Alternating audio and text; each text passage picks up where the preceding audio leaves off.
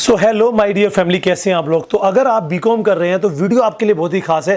Thumbnail आपने देख लिया होगा। बीकॉम की स्ट्रैटेजी, जो बीकॉम के एग्जाम आने वाले हैं उनमें कैसे हम अपने सब्जेक्ट्स में फुल मार्क्स ला सकते हैं, एज ए लेक्चर मैं आपको आज गाइड करने वाला हूं।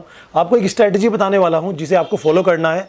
और आप बीकॉम के किसी भी यूनिवर्सिटी से बिलोंग करते हैं, आप बीकॉम फर्स्ट ईयर में, सेकेंड ईयर में या फाइनल ईयर में है, ये स्ट्रैटेजी अगर आप फॉलो करेंगे तो ये मेरे टिप्स आपको बीकॉम में किसी भी सब्जेक्ट्स में फुल मार्क्स लाने के लिए बहुत ज़रूरी हैं। तो अगर आप बीकॉम कर रहे हैं तो वीडियो आखिर तक देखिएगा, स्किप किए बिना। Let's start the video.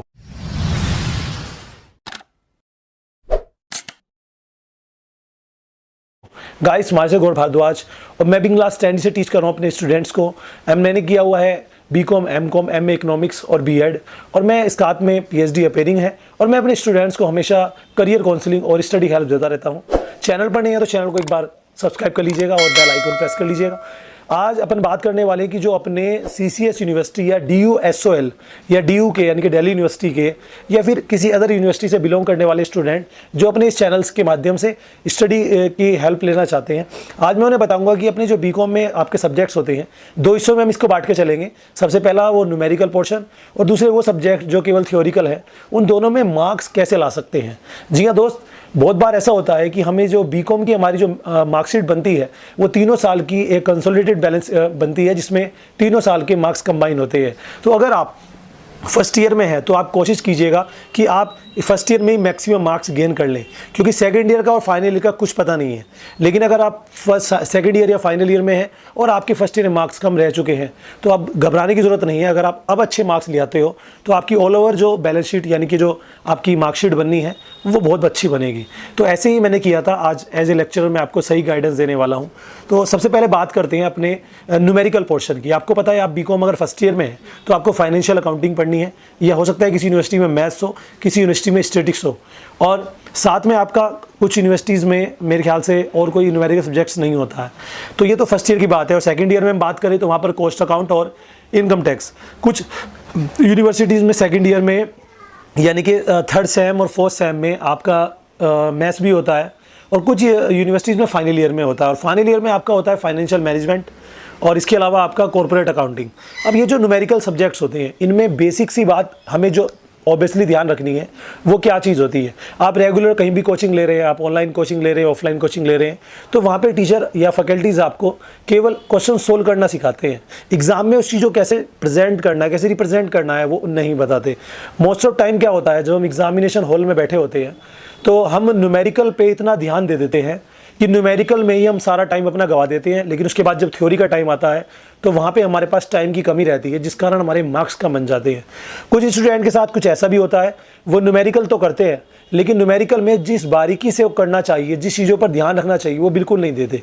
तो कुछ बातें ज़रा ध्यान रखेंगे। नंबर 1, जब आप न्यूमेरिकल सॉल्व करते हैं एग्जामिनेशन हॉल में तो, और मैं साथ में आपको आज ये भी बताऊंगा कि आपको उसकी तैयारी कैसे करनी है ना। तो वीडियो को आगे तक देखे रहिएगा। 5-10 मिनट की वीडियो है लेकिन आपकी लाइफ बदल देगी। सबसे पहले एग्जामिनेशन हॉल में जब हम क्वेश्चन पेपर सोल्व करते हैं तो न्यूमेरिकल पोर्शन में एक चीज़ का ध्यान रखिएगा, जितना डिमांड है उतना ही करें। मैं हमेशा स्टूडेंट से कहता हूं कि अपना दिमाग आधा घर रख के आइए। हम सोचते हैं सर मुझे ऐसा लग रहा था कि इसमें ये भी हो सकता है और मैं कर ही आया। फॉर एग्जाम्पल, आपसे जर्नल एंट्रीज मांगी है किसी भी टॉपिक की, मान लो रॉयल्टी है, आपका हायर परचेज है, या आपका शेयर्स है, या आपका डिवेंचर्स है, आपसे केवल जर्नल एंट्रीज मांगी है, लेकिन आप उसके साथ उसका लेजर भी बना के आ रहे हो, बैलेंस शीट भी बना के आ रहे हो, बिकॉज आपको आता है। तो प्लीज़ मत बनाइए। आप अगर एक्स्ट्रा एक्टिविटी करते हैं तो उसके मार्क्स तो मिलते नहीं, लेकिन अगर कोई आपने गलती कर दी तो कट जरूर जाते हैं।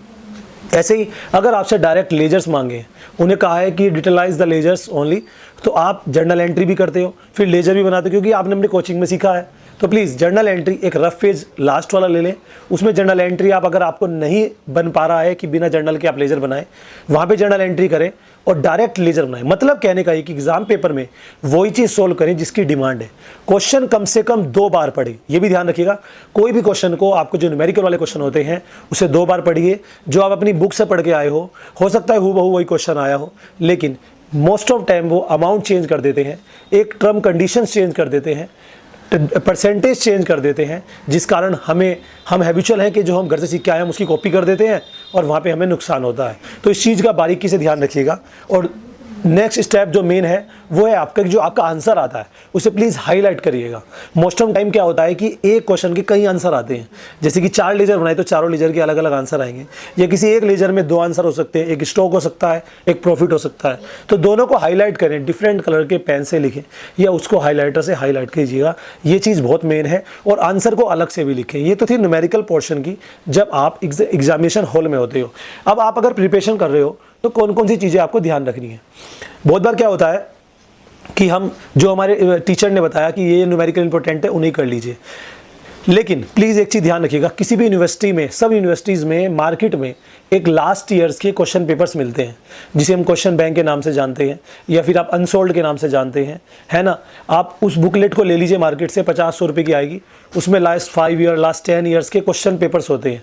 उनमें से आप थोड़ा सा स्ट्रेटजी बनाइए अपनी, जो स्ट्रेटजी मैं बताने वाला हूँ अपनी इस वीडियो में, कि जो न्यूमेरिकल्स बार बार आ रहे हैं, देखिएगा पिछले 10 साल में कौन से न्यूमेरिकल बार बार रिपीट हुए हैं, उन पर फोकस कीजिएगा। एग्जाम्पल के तौर पे बीकॉम फर्स्ट ईयर में एक हायर परचेज, ब्रांच और एक रॉयल्टी, ये चैप्टर्स आते हैं। इनमें 3-3, 4-4 मेथड चलते हैं बीच में। तो आप ये देखिएगा किस मेथड के क्वेश्चन ज़्यादा आ रहे हैं, उस चीज़ को पक्का कर लीजिए। पक्का का मतलब है उन्हें सोल्व कर करके देखिए। मोस्ट ऑफ टाइम क्या करते हैं स्टूडेंट्स, अगर 4 क्वेश्चन है तो एक क्वेश्चन सोल्व कर लिया, बाकी को मौखिक देख लिया, लेकिन उससे उनकी स्ट्रेटजी नहीं बन पाती। तो प्लीज़ क्वेश्चन को सोल्व करके देखिएगा, मौखिक मत करिएगा, क्योंकि न्यूमेरिकल आपको वहाँ भी सोल्व करना है और यहाँ भी करना है, ठीक है ना। अगर आपकी यूनिवर्सिटी में कैलकुलेटर अलाउ है तो कैलकुलेटर का यूज़ ज़रूर करें। बहुत बार मैं देखता हूँ स्टूडेंट्स को कि मोबाइल से कैलकुलेशन करते हैं और सोचते हैं कि हम एग्जामिनेशन के टाइम में हम कैलकुलेटर से कैलकुलेट कर लेंगे। दैट टाइम वो मिस कर जाते हैं क्योंकि उनकी स्पीड नहीं होती। और प्लीज़ कैलकुलेटर की बहुत सारी की ऐसी होती हैं जो शॉर्टकट कीज़ होती हैं, उनको सीखिएगा। मैं एक वीडियो में अगर आप कहेंगे तो मैं वो भी बना दूंगा कि कैलकुलेटर की शॉर्टकट कीज़ कौन कौन सी होती हैं, क्योंकि वही बहुत ज़रूरी है, बहुत सारे स्टूडेंट को नहीं पता है, ठीक है ना दोस्त। और उसके अलावा मैं आपको बताना चाहता हूँ बहुत सारी चीज़ें ऐसी हैं जो आपको बेसिकली सीख लेनी चाहिए, जैसे कि आप टाइम मैनेजमेंट। जब आप अपने घर से तैयारी करते हैं तो किसी भी न्यूमेरिकल को सॉल्व करते समय स्टॉप वॉच या टाइमर लगाइए। देखिए मैं इस न्यूमेरिकल को अच्छा साफ सुथरे ढंग से कितनी देर में करता हूँ। बहुत बार क्या होता है, मैं अपनी कोचिंग में जब बच्चों से टेस्ट लेता हूँ तो वो 1 घंटा 1.5 घंटा एक न्यूमेरिकल में लगा देते हैं, और जब मैं पूछता हूँ तो सर एग्जाम में तो हम जल्दी कर लेंगे, वहाँ पर प्रेशर ज़्यादा होता है। यहाँ पर आप फ्री माइंड है, अगर आप यहाँ पे 1-1.5 घंटा ले रहे हो तो एग्जाम में कितना लोगे। तो बहुत सारे स्टूडेंट्स की ये समस्या है। तो प्लीज़ टाइमर लगा के क्वेश्चन सोल्व कीजिएगा। अगर एक क्वेश्चन आप 40 मिनट में सोल्व कर रहे हो तो कोशिश कीजिएगा नेक्स्ट टाइम से सोल्व करके मैं उसे 30 से 35 मिनट्स में सोल्व करूँ, तभी आपके लिए बढ़िया होगा। ये थी मेरी स्ट्रेटजी न्यूमेरिकल पोर्शन को लेकर। और आई होप कि आप बीकॉम में किसी भी स्टैंडर्ड में, किसी भी सेम में या ईयर में हो, न्यूमेरिकल तो आपके पास होंगे ही। उस न्यूमेरिकल को इस ढंग से पढ़िएगा, करेंगे तो टाइमर लगाइएगा, आंसर को हाईलाइट कीजिएगा, और जो लास्ट 10 ईयर्स के न्यूमेरिकल्स रिपीट हो रहे हैं उनको उठाइएगा। CCS यूनिवर्सिटी में एक आप है, ठीक है, 1-2 कंपनी को नाम मैं भूल रहा हूँ, लेकिन मार्केट में चाहिए बस क्वेश्चन बैंक बोलिएगा, लास्ट 10 ईयर की क्वेश्चन पेपर वहाँ पे आपको मिल जाएगा। DUSL के तो ऑनलाइन मिल जाएंगे, गूगल पर सर्च कीजिए, वहाँ पे सारा मिल जाएगा। कल एक स्टूडेंट का फ़ोन आता कि सर मैं DUSOL में हूँ, स्कूल ऑफ ओपन लर्निंग, और मुझे वहाँ पे तैयारी करनी है स्ट्रेटजी की, आप कोचिंग क्लास ऑनलाइन दे देंगे क्या। यार यहाँ पे एक तो क्या होता है कि मेरे पास ऑफलाइन क्लासेस ज़्यादा है तो मेरे पास टाइम नहीं होता, तो मैं अभी नेक्स्ट ईयर हो सकता है शुरू करूँ, बट इस साल नहीं है। लेकिन जो अपना दूसरा चैनल है अकाउंटिंग गुरुजी, लिंक उसका डिस्क्रिप्शन में सब्सक्राइब कर लीजिए। वहाँ पे बीकॉम की पढ़ाई के लिए वहाँ पे रेगुलर वीडियोज़ डल रही हैं। अभी 1 वीक से कुछ रुका हुआ है मामला, ठीक है, टाइम नहीं मिल पा रहा है, लेकिन वहाँ पे बहुत सारे सब्जेक्ट्स की वीडियो अवेलेबल है, statics, business communication, business economics, environment. तो उन्हें देखिएगा, आपकी उसमें हेल्प हो जाएगी और वहाँ पे आपको तैयारी में भी थोड़े हेल्प मिलेगी। वहाँ पे मैं वीडियो इस तरह की अपलोड करने वाला हूँ। अब बात करते हैं दूसरी चीज़ों को लेकर, जो है आपका थ्योरिकल पोर्शन। अब थ्योरिकल तो ये वीडियो उनके लिए भी है जो BSc BA कर रहे हैं अब यहाँ के बाद, तो उन्हें भी शेयर कीजिएगा अपने फ्रेंड्स को कि वो भी देख लें। थ्योरिकल पोर्शन में आपको पता है CCS यूनिवर्सिटी के बारे में अगर मैं बताऊं तो यहाँ पर तो वेरी शॉर्ट क्वेश्चन आते ही नहीं है। जो फाइनल ईयर होता है वहाँ पे आपका MCQs क्वेश्चन आते हैं। बाकी 2 ईयर में आपके लघु और दीर्घ यानी कि शॉर्ट और लॉन्ग 2 टाइप के क्वेश्चन आते हैं। अब DU में क्या आता है वो आपको पता ही होगा। तो उस टाइप की तैयारी हम कैसे करें, देखिए यहाँ पर भी एक चीज़ का विशेष ध्यान रखिए कि 2 तरह के स्टूडेंट होते हैं। एक स्टूडेंट वो होता है जो गधे की तरह पढ़ रहा है। गधे की तरह का मतलब है कि उसे जो डाटा मिल गया वो उसके रट्टाफिकेशन कर रहा है। टीचर ने बुक पे निशान लगा दिए, वो बुक में से पढ़ रहा है। मार्केट से मॉडल लिया, वो मॉडल से पढ़ रहा है। किसी ने नोट्स दे दिए, वो उससे भी पढ़ रहा है। इसी पढ़ाई को आज के टाइम में अच्छी पढ़ाई नहीं कहते। दूसरा वो स्टूडेंट है जिसने पहले डाटा कलेक्ट किया। इस समय दिसंबर चल रहा है और फरवरी या मार्च में आपके एग्ज़ाम होने वाले हैं, ठीक है, या फिर सेमेस्टर वालों के मई जून में भी हो सकते हैं। तो एक चीज़ जो बेसिक है, जो मैं हमेशा बताता हूँ, देखिएगा कि बहुत बार क्या होता है कि हम लोग एक इस तरह से स्ट्रेटजी, मतलब पढ़ाई का तरीका जो आज बता दूंगा ना, वो अज़र अमर तरीका है कि हम सब कुछ पढ़ लें, ऐसा मुमकिन नहीं है। हमें सब कुछ याद भी रहे, ऐसा भी मुमकिन नहीं है। करना क्या है आपको, पहले एक स्ट्रेटजी बनाइए। डाटा कलेक्ट करने के बाद इंपॉर्टेंसी देखिए, कौन से क्वेश्चन रिपीट हो रहे हैं। माने बताइए, मार्केट में आपको क्वेश्चन बैंक मिल जाएगा, कौन से क्वेश्चन रिपीट हो रहे हैं उनको पहले कर लीजिएगा, ठीक है। और अब से तैयारी का एक सिस्टम बनाइएगा। जैसे जब भी आप पढ़ने बैठे, 2 सब्जेक्ट्स लेके बैठे। ऐसा नहीं कि 4 सब्जेक्ट्स मेरे पास हैं, मैं थोड़ा थोड़ा सब में से पढ़ लूँ, ऐसी भी पढ़ाई नहीं होती है। या एक सब्जेक्ट्स को ही 4 घंटे पढ़ लूँ, ऐसी भी पढ़ाई नहीं होती है। जब भी आप पढ़ें, 2 सब्जेक्ट्स लेकर बैठें और टाइम से मत पढ़िएगा कि मुझे 2 घंटा पढ़ना है, मुझे 3 घंटा पढ़ना है। आप टॉपिक वाइज पढ़िएगा कि आज मैंने जो इंपॉर्टेंट टॉपिक पर निशान लगाए हैं, अपनी इंपॉर्टेंट खुद बनाइए, किसी टीचर से मत देखिए। लास्ट ईयर्स में जो रिपीट हो रहे हैं क्वेश्चन, वही इंपॉर्टेंट होते हैं यूनिवर्सिटीज़ के हिसाब से, तो उन पर टिक लगाइएगा। अब आज आपने स्ट्रेटजी बनाई कि आज मुझे 2 टॉपिक पढ़ने हैं, तो आज आपने 2 टॉपिक पढ़ लिए। अब इसे रूटीन में रखिएगा। पढ़ाई से कामयाब वही होता है जो रूटीन में पढ़ता है। अब आज मन किया पढ़ लिया 4 घंटा और कल मन किया तो आधा घंटा ही पढ़ पाए, ऐसे कामयाब नहीं होंगे।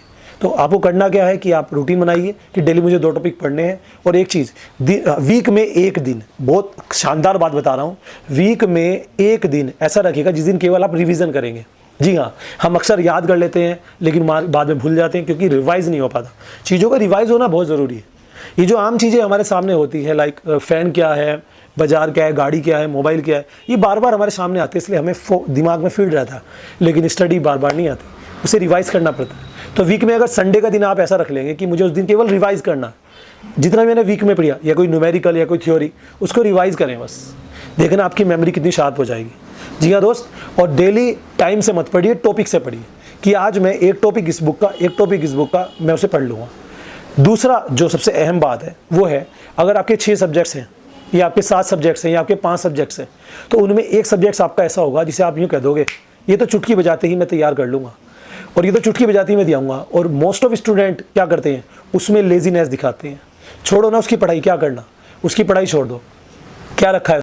लेकिन आप मेरी बात ध्यान से सुनिएगा, अगर आपको ऐसा लगता है कि वो आपका सब्जेक्ट बहुत अच्छा है तो उसमें जी जान लगा दो, उसमें मैक्सिमम नंबर लिया हो, क्योंकि बाकी अगर किसी सब्जेक्ट्स में कम नंबर आने होंगे ना, उसकी पूर्ति भी उससे हो जाएगी।